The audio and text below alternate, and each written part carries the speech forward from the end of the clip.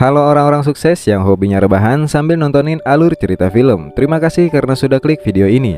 Kali ini Underland Movie akan mengisahkan alur cerita film dari The Mountain 2 yang dirilis pada tahun 2016. Film ini mengisahkan tentang penyelamatan seorang wanita jurnalis asal Turki yang diculik oleh teroris ISIS saat dia sedang meliput sebuah cerita tentang orang-orang Yezidi. Sebuah pasukan khusus Turki yang dipimpin oleh Komandan Faisal dikirim untuk menyelamatkan wanita jurnalis tersebut. Bagaimana keseruannya? Langsung saja kita masuk ke alur cerita filmnya.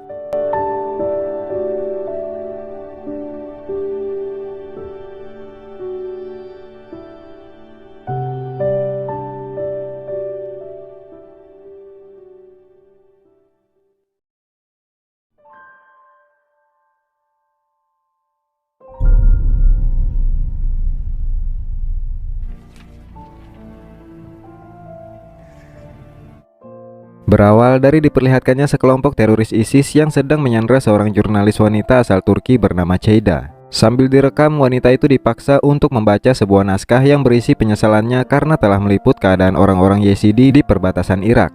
Namun wanita itu menolak membaca naskah itu dan berkata kalau dia tidak menyesali apapun dan lebih memilih untuk dieksekusi mati daripada harus menuruti perintah para teroris itu.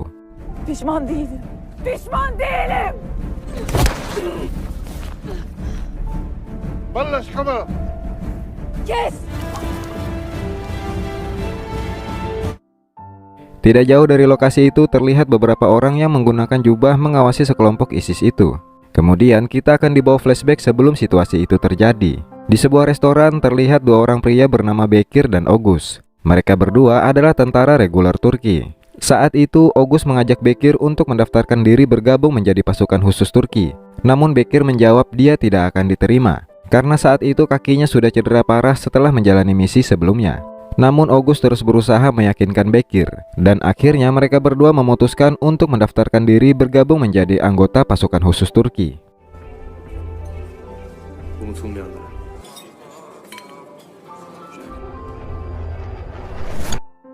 Ketika sedang diinterview, sang sersan menolak menerima mereka karena mereka memiliki riwayat cedera, di mana Ogus pendengarannya sedikit berkurang setelah dioperasi dan Bekir mengalami cedera di kakinya. Saat itu seorang letkol yang bernama Faisal mendengar percakapan interview mereka. Kemudian Faisal mengambil alih interview itu.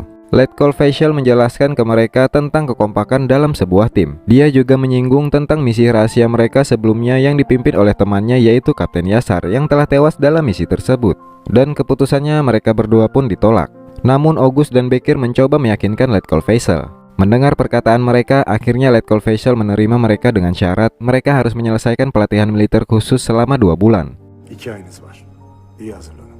Elemede kursta cehennem olacak.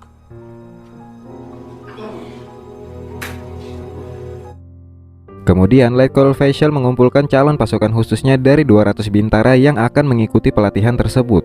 Letkol Faisal berkata hanya 20 orang yang terpilih yang akan bergabung dengan tugas aktif. Sang Letkol juga memberitahu bahwa sebagai pasukan khusus, tugas mereka adalah rahasia dan akan dilupakan. Mereka tidak akan dikenang atau mendapatkan ketenaran karena nama mereka tidak akan pernah dikenal sebagai seorang pahlawan. Doğamız tüm benliğimizle Türk milletine hizmet etmek. Hakkımızda şarkılar söylenmeyecek. Başarılar arkadaşlar.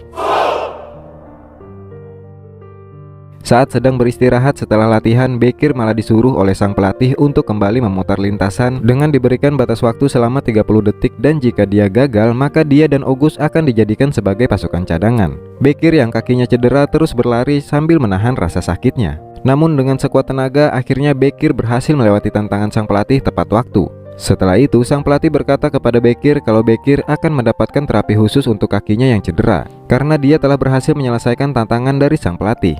Acıdan ağlayacaksın. Anlaşıldı mı? Emredersiniz komutanım. Ayağa kalk.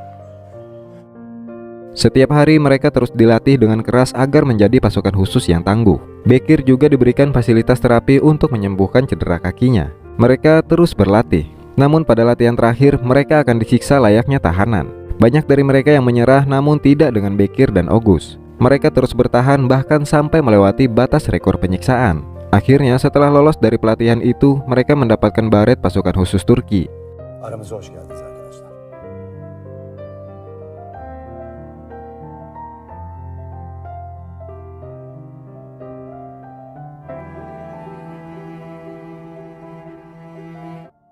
Setelah itu mereka diturunkan dalam sebuah misi. Mereka diberangkatkan dengan pesawat dan diterjunkan di titik lokasi yang sudah ditentukan. Kemudian kita akan dibawa kembali ke situasi di mana Ceyda sedang disandra. Beberapa orang yang memakai jubah tersebut ternyata adalah pasukan khusus Turki yang sedang menyamar dan mengawasi menunggu waktu yang tepat untuk bertindak. Tidak lama kemudian salah satu dari mereka memberi kode untuk menyerang para teroris itu.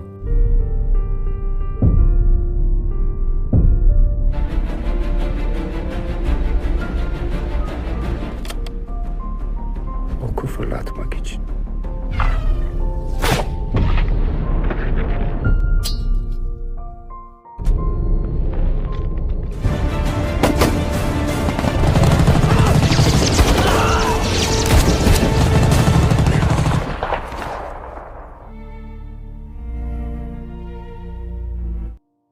Sekelompok pasukan ISIS itu berhasil mereka lumpuhkan. Ternyata misi mereka saat itu adalah untuk menyelamatkan Ceyda. Setelah itu mereka membawa Ceyda ke tempat yang aman. Mereka merencanakan rute perjalanan yang aman untuk kembali ke markas dari pasukan ISIS. Kemudian Ceyda menghampiri mereka dan bertanya kenapa mereka hanya menyelamatkan dirinya saja dan tidak menyelamatkan jurnalis lainnya. Letkol Faisal menjelaskan kalau tugas mereka hanya menyelamatkan warga Turki. Dan karena jurnalis lainnya bukan orang Turki, Letkol Faisal tidak mau membahayakan nyawa anak buahnya untuk menyelamatkan mereka. Setelah itu mereka kembali bergerak. Bekir. Emredin komutanım. Oğuz'la siz öncesiniz.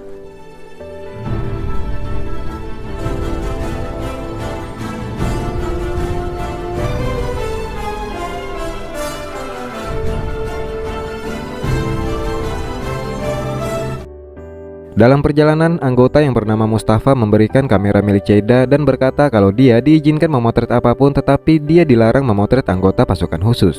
Dan saat itu mereka menemukan beberapa mayat warga Yazidi yang menjadi korban kekejaman ISIS. Mereka dibantai oleh ISIS karena memiliki keyakinan yang berbeda.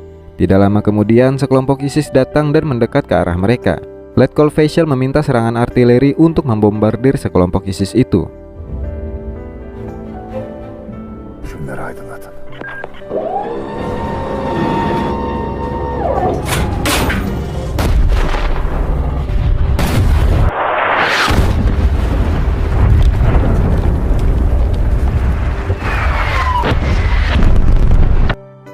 Setelah itu, Letkol Faisal menghubungi markas pusat untuk memberitahu posisi mereka. Markas pusat mengatakan kalau mereka sudah dikepung oleh 2000 tentara ISIS yang bergerak untuk menutup wilayah perbatasan di daerah tersebut. Ceyda memberitahu tempat yang cukup aman untuk mereka bersembunyi sementara. Kemudian mereka tiba di tempat sebuah makam Raja Akadia yang bernama Sargon. Beberapa anggota diperintahkan menyisir tempat itu untuk memastikan keamanan di sana. Namun saat itu mereka menemukan beberapa anggota ISIS yang sedang memasang bom di makam tersebut. Mereka berusaha menghentikan aksi sekelompok ISIS itu.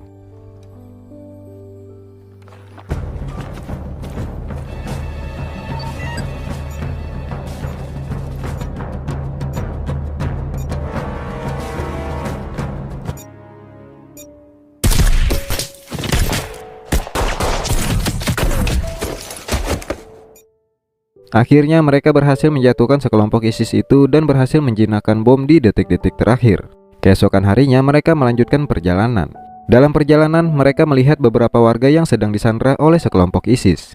Pasukan khusus Turki bergerak perlahan mendekati lokasi tersebut dan kontak senjata pun terjadi.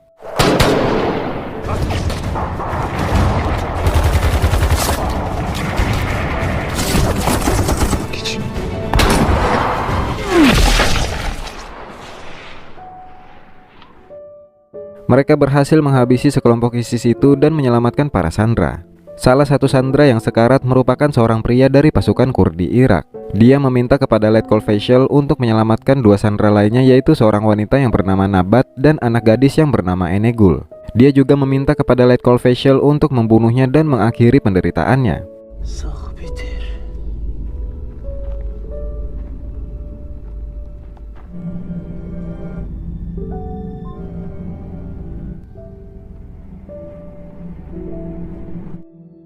Setelah itu mereka melanjutkan perjalanan. Mereka hampir sampai di tempat pendaratan helikopter yang akan menjemput mereka. Namun sebelum itu mereka harus melewati sebuah desa yang bernama Cardak. Dengan berhati-hati mereka memasuki desa tersebut. Dan ternyata desa itu adalah desa tempat tinggal Enegul. Enegul pun akhirnya kembali ke pelukan ibunya.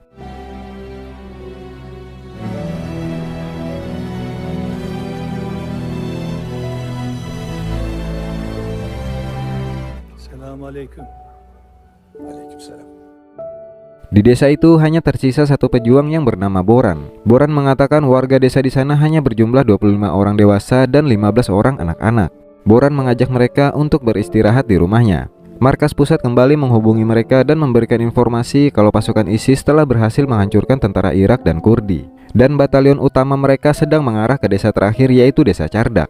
Boran yang mendengarnya pun pasrah akan nasib desanya. Ceida meminta Letkol Faisal untuk membantu warga desa di sana dari serangan ISIS. Namun Letkol Faisal menolak karena misi utama mereka hanyalah menyelamatkan Ceida. Baginya keberhasilan misi adalah hal yang utama dan keselamatan anggotanya adalah tanggung jawabnya. Bu köyün ne günahı var? Buradaki insanların ne suçu var?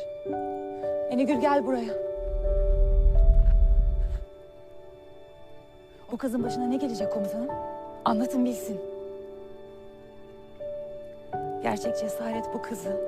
Ben korkak olmak istiyorum.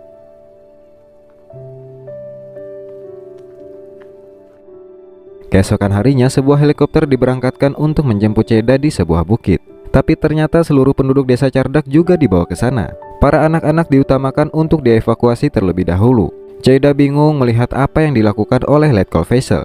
Sebelum Ceida pergi, Letkol Faisal meminta Ceida untuk berjanji tidak akan menulis dan mempublikasikan tentang hal yang terjadi saat itu, dan membiarkan selamanya menjadi rahasia.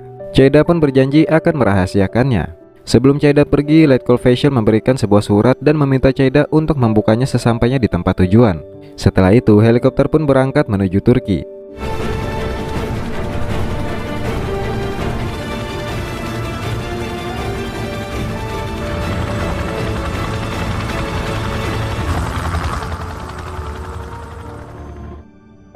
Kemudian markas pusat menghubungi Letkol Faisal dan memarahi sang Letkol. Markas pusat bertanya apa alasan mereka tidak ikut kembali bersama helikopter. Letkol Faisal berkata kalau badai akan datang sehingga dia meminta helikopter untuk pergi lebih awal. Kemudian semua anggotanya memberi konfirmasi kepada markas pusat bahwa benar cuaca di sana akan memburuk. Markas pusat pun akhirnya percaya dan akan mengirimkan helikopter lagi besok harinya. Setelah itu, Letkol Faisal meminta anggotanya untuk mengibarkan bendera Turki di desa tersebut dan akan melindungi desa itu sebagai tanah air. Burası bugün vatan toprağı.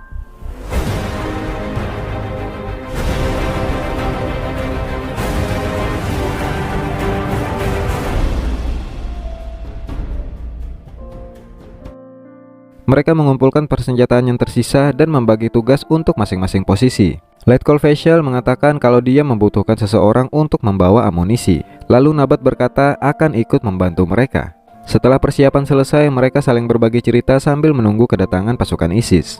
Tidak lama kemudian, anggota yang bernama Arif memberitahu kalau pasukan ISIS sudah dekat. Arif menginformasikan batalion ISIS itu membawa sekitar 200 orang dan 8 kendaraan taktis serta 1 tank Abram. Mereka pun bergerak ke posisi masing-masing. Ketika konvoi pasukan ISIS semakin mendekat dan tepat berada di lokasi bom yang sudah mereka pasang, mereka langsung meledakkannya. Kemudian mereka menembaki pasukan ISIS yang masih selamat dari ledakan itu.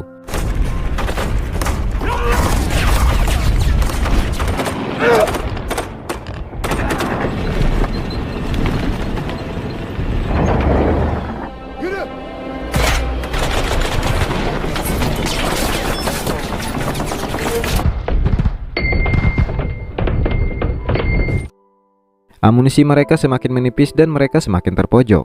Ketika mereka bergerak mundur, Nabat sempat tertembak di kakinya. Begitu juga dengan Boran yang terkena tembakan di perutnya.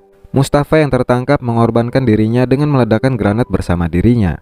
Mereka yang tersisa bergerak mundur ke pos pertahanan terakhir. Sementara pasukan ISIS terus menyerang mereka. Dengan amunisi yang tersisa, mereka terus bertahan. Salah satu anggota ISIS dengan bom di tubuhnya berlari ke arah pos pertahanan terakhir. Letkol Faisal mencoba menahannya, namun anggota ISIS lainnya menembaki sang Letkol.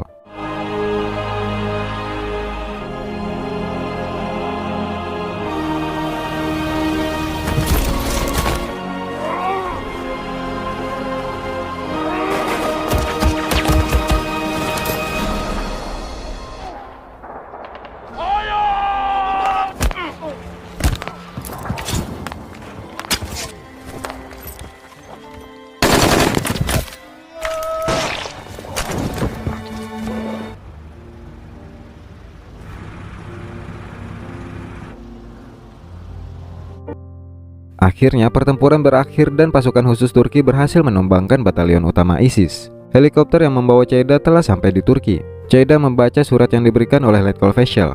Surat itu berisi tentang keinginan sang Letkol kepada putrinya yang telah meninggal dunia. Jika putrinya masih hidup, sang Letkol ingin putrinya menjadi seperti Cheida, menjadi seorang wanita yang baik hati, memiliki pengetahuan yang luas dan suka dengan tantangan. Di detik-detik kematiannya, Letkol Fashel meminta semua anak buahnya untuk tidak melupakan kenangan saat bersama dirinya.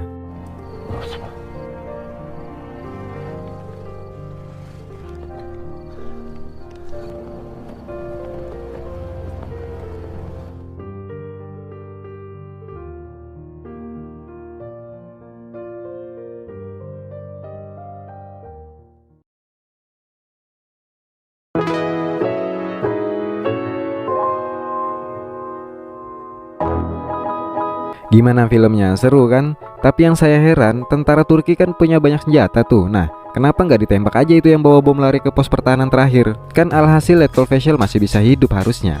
Tapi ya udahlah, yang penting kalian terhibur dan saya juga dapat adsense dari video ini. Terima kasih sudah menonton dan sampai jumpa di video berikutnya.